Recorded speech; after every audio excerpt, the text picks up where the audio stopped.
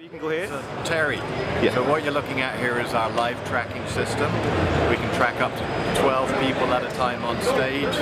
We can track up to 160 feet away, and we can talk to lights, cameras, audio, and multimedia. So you can do a whole bunch of creative things that you've never been able to do before. And behind me working away is Margaret on stage, moving backwards and forwards. The cameras are following her as she moves, the lights are following her as she moves, and up behind me on the screen up here is the virtual world showing what's happening for real, and underneath that is pictures of Margaret being tracked by the cameras at the same time. How's that in a nutshell? 1080 resolution video. You can do 60 frames per second at 720.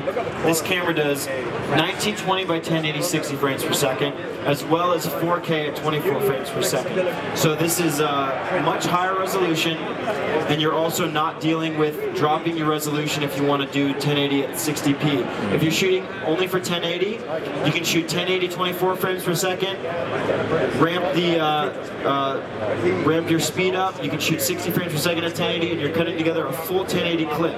With my 5D, I used to be dropping down to 720 to shoot 60 frames per second, then going back to 1080 for 24 frames per second, and then I'd have to up-res my 720, or I'd have to export to finish in 720. Now we can shoot full HD, slow motion, and 24 frames per second, sandwich those together, and I'm not worried about dropping my resolution.